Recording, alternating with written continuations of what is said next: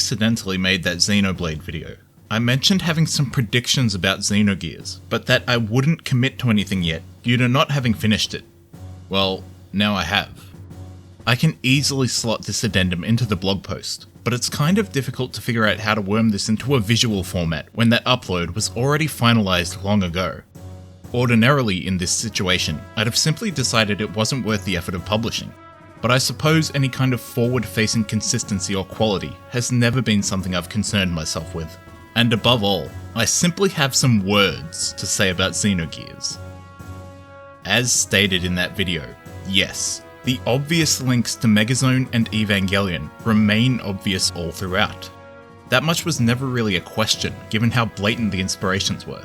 And rather, the part that I was leaving open was about what other homage would inevitably rear its head. Xenogears may well be rather unique in the JRPG field, but when you look beyond that gaming context, it's, all things considered, a fairly standard mecha story. Much of its DNA is borrowed from other prominent psycho-religious sci-fi anime, including Evangelion, Ideon, and Devilman, then situated atop a setting created by fusing elements of Megazone 2-3 into the relics of Final Fantasy VII still left over in its script. Xenogears originating from an early draft of FF7 gets mentioned so frequently that it's effectively as important to its reputation as the game itself. But nevertheless, it really was surprising how many narrative elements and visual set pieces still remained in it. It seemed like you'd encounter a reskinned FF7 monument at every turn. The borrowed imagery of the subconscious stage and multiple personality manifestations whom inhabit it. Solaris acting upon the inescapable governing role and corporate greed of Shinra, and their genetic abominations receiving a similar focus when infiltrating the Soylent system.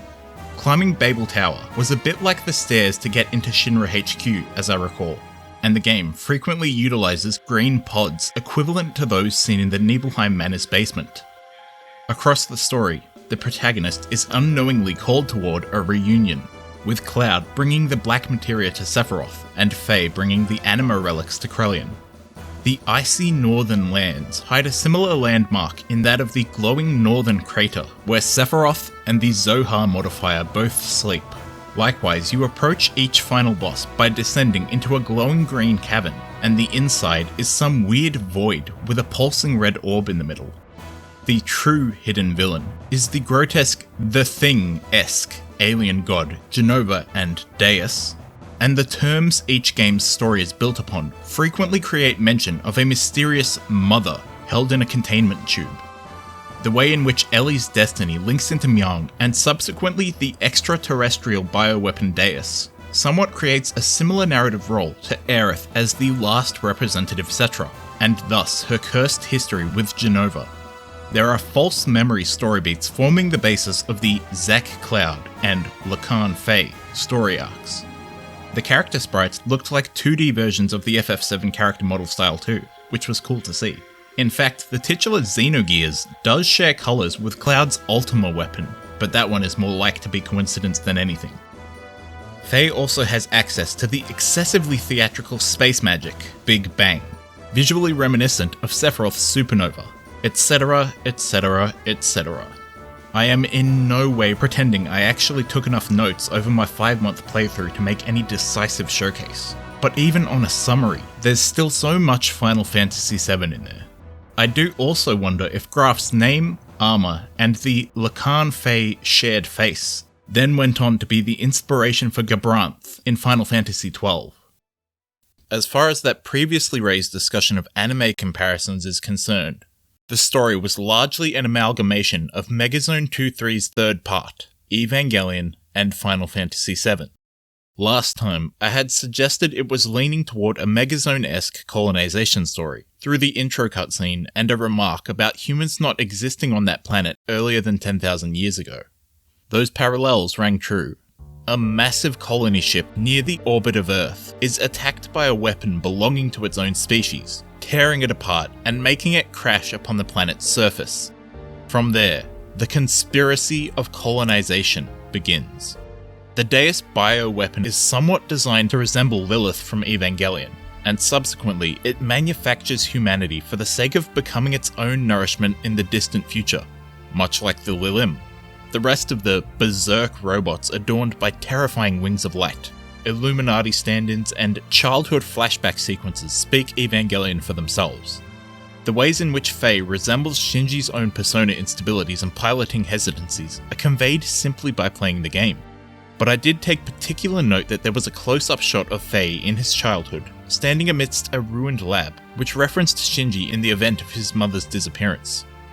Furthermore, it can be humorous to note how the experimental and deeply psychological climax is again wrought with production issues. Whether be invoked End of Evangelion or Xenogears, I guess that's just a fate such things can't escape. The final chapter's catastrophic mutation of humanity channels Ava's third impact, and thus naturally pulls in story set pieces straight out of Devilman's Apocalypse. Their riots are like many grotesque scenes that I would rather not remember from the OVAs. When the Eldritch spaceship that forms the final dungeon of the game reawakens, it sprouts gargantuan white wings, reminiscent of giant naked Ray, and quickly terraforms the planet. Krellion's ultimate ambition of returning to the Genesis to reclaim the original group unconscious is your standard instrumentality, which was itself a readaptation of the ego cataclysm in Ideon Be Invoked. The image of Faye and Ellie's naked souls floating around in that blue space makes no attempt at hiding its Ideon inspirations, and the mystic choir of The Beginning and the End is unapologetically channeling Cantata Orbis from the same scene. Generally speaking, those are story elements which inform Xenogears on the level of narrative homage. They're transformed and adapted into its own thematic lexicon, but still clearly visible when you're equipped to notice them. For something more explicit, I did also greatly appreciate the Superdimensional Fortress Macross 1 and Galgaigar references in the Superdimensional Gear Yggdrasil 4 and G Elements mech events. Right from the first time visiting Kislev, I had been thinking that the thing in the middle clearly looked to be imitating the SDF Macross sitting in the middle of its city, so it was vindicating to see such fan service. The identical transformation sequence and self-titled canon did not go unnoticed either. Apart from, of course, having seen the series myself, I've obviously been made aware of this referenced in Gurren Lagann before, so the imagery easily sticks out. The G Element's name is referring to the G-Stone, Triple G, or all other manner of G-centric names seen in Galgaigar, and its combination is a near shot-for-shot remake of that mech's final fusion sequence. Though I am very interested to know how it managed to use the Genesic animals despite the game seemingly being released a whole 2 years before the Galgaigar final OVA actually did. Given its reverence as a mecha exemplar, finding bits and pieces of Ideon or Megazone baked into Xenogears is hardly a surprise. But that's not to say there isn't anything unexpected in the mix. Like the odd visual correlation I mentioned in the previous video between the Makadami Washoi laser sword and Shulk's Monado, Xenogears turns out to have a very strange amount of the 1995 series Saber Marionette present in its aesthetic framework. It's such a weird connection, given how different in tone and presentation the two stories are. Yet all the same, I will make the claim that Xenogears is deliberately referencing from it. The Saber Marionette series is a sci-fi harem set on a distant planet named Terra 2, which its original pioneers had been forced to settle upon when their colony ship, the Mesopotamia, malfunctioned. The main computer had gone berserk and utilized the ship's internal wiring as serpentine appendages to kill nearly everyone aboard, much like Adam in Megazone and Deus in Xenogears. However, since the only 6 scientists to successfully reach the escape shuttle were male, they end up forced to utilize a combination of cloning and genetic manipulation in order to create a population. So in both stories, the humans are actually artificial constructions. The absent role of woman is then eventually recreated through rudimentary androids known as marionettes. After several generations have passed, most of the men don't even remember what a woman is. However, that is soon to change. In the first episode, protagonist Otaru Mamiya attempts to elude some pursuers by fleeing into the abandoned Pioneer Museum. While worming his way through the various passageways, he somehow arrives in a hall, and at the other side, he discovers a large painting of an orange-haired lady in a wedding dress. Someone he obviously doesn't recognize, but who stimulates a reaction encoded deep in his genetics. This image becomes central to both works mentioned here. It's very blatantly adapted into Lacan's painting of Elheim that rests in the Nissan church. Lorelei herself influences Ellie's design. Both have long orange hair, blue eyes, and wore a white jumpsuit with black stripes on it. Lorelei's presence in the original spaceship incident at the beginning of the series timeline places her in a somewhat similar narrative role to Elheim's creation in The Crash of the Eldridge. Likewise, given that the series' MacGuffin, the Maiden Circuit, was a last-ditch effort to reconstruct the human female based on her own personality data, Lime occasionally comes into contact with the consciousness of Lorelei buried somewhere deep within her. This is a bit like Ellie's awakening to the many lives Elheim has lived through. Otaru also shares key visual traits with Faye. They both have olive skin and wear their hair in a ponytail. Their clothing is a similar loose-fitting shirt with thick coloured stripes on the neck and sleeves. Once again, we frequently see flashback scenes showing the role his progenitor played on the original spaceship. This dichotomy between Otaru and someone else wearing his face leads to similarities with Faye and the many reincarnations of Abel. This Maiden Circuit, which allows the androids to replicate a true female personality, and the show's subsequent quest to teach the men how to love once more, potentially influences how in Xenogears it's the moment of intercourse between Faye and Ellie that becomes the key to achieving spiritual unity and therein defeating Krelian. The other male lead is a blonde friend who's thrown away his nobility, though that's about as far as the similarities between Hanagata and Bart go. They are both quite affectionate toward the protagonist in their own way, but the form it manifests in is entirely different since Hanagata is gay for Otaru. The antagonist Faust retains his original memories in each incarnation, much like Myang. He himself adores Lorelei, and this leads to a centuries-long conflict with Ieyasu, somewhat reminiscent of the troubled history between Krelian and Lacan in their pursuit of Elheim. Myang's design is something of a mix between Tiger and Luke's, and Panther's giant wavy fringe set atop the eye patch on their right eye can be seen used again in Sig. The choo-choos can be considered equivalent to these little monkey gerbil things that appear on Terra 2.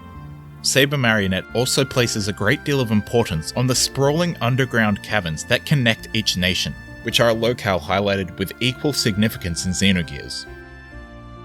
With the proposed relationship between the imagery seen in Megazone, Saber Marionette, Xenogears, and Xenoblade, it's also of note that in moments of particular emotional distress, the Maiden Circuits are able to establish contact with the Mesopotamia still hanging in orbit, which then bombards the planet with a devastating laser blast. This ability is similar to the Pneuma Trio's connection with Seiren and Ion. The Mesopotamia has its own experimental main computer controlled by 3 digitized parts of Lorelei's personality, not unlike that of the Trinity processor and its 3 Aegis cores. They even share the same red, purple, and green colours that would later be seen in Ontos, Logos, and Pneuma. If Faye and Ellie are here, then perhaps the Marionette Trio even had an effect on the Xeno franchise's forthcoming fascination with its numerous robot girlfriends. Each of them are awoken from the same kind of capsule that Pyra is, though that's hardly a unique suggestion. At the end of both Xenoblade 2 and Saber Marionette J, we see the female leads tricking the protagonist into boarding an escape shuttle, this being the one lie they ever tell him, since they know he'd get in the way of the sacrifice they were about to make, as well as using this as the last chance for their proper confession. The layout of these scenes are arranged to have the main characters standing straight at one another, with a large abyss between them. Otaru and Rex begrudgingly come to accept this decision. They'll probably never be happy about it, but if that's the form their love took, then I suppose it couldn't be helped. The two left behind will hold the memory of the lover deep in their heart as they come to live in the new world that their sacrifice created. Or not. Since, without warning or explanation, the girls somehow manage to kick the narrative in its metaphorical shin and return anyway. Really, I should have mentioned this in the previous video, but I just hadn't seen Saber Marionette yet, to be honest. Rather, I just apparently possess an affinity for stumbling into these kind of lineages that I see running all throughout anime-style media. Continuing down the line, Saber Marionette paved the way for another robot rom-com series named Steel Angel Kurumi.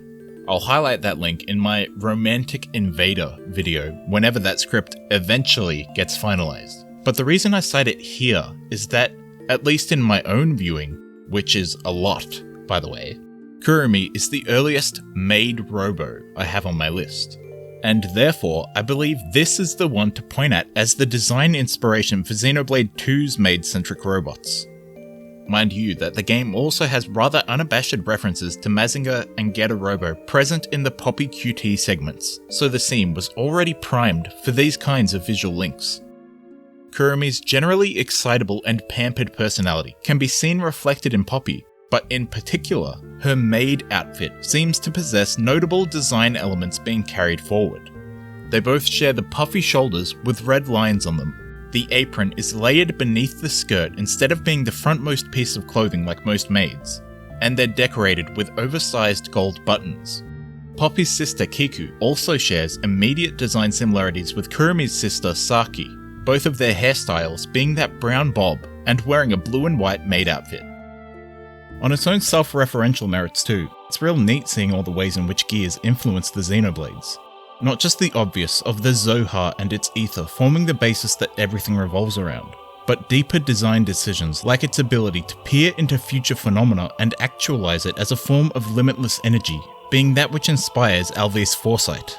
Or the slumbering personality dynamics of Faye Lacan and Faye Id Coward, later informing Shulk Zanza and Pyra Mithra Pneuma respectively. The name of the High Entiers, Carlion, appears to be a combination of Krelian and his original name Karelin, and they feature similar designs. The Weltal 2 and Monado 2 implement the same naming scheme as well, and there is shared imagery presented by the Flying Seraph and Telesia hordes in the penultimate assault. Krelian creates what is tantamount to Xenoblade 1's faces, and there's even one that looks near identical to Metal Face. There are tons of small things like that. Or bigger narrative centerpieces, like trying to destroy the Zohar modifier and create a world without ether, being effectively the same as destroying the Monado to create a world without gods. Or descending below the surface and discovering the ruins of the Zeboim civilization, which is repeated in Xenoblade 2's Land of Maritha.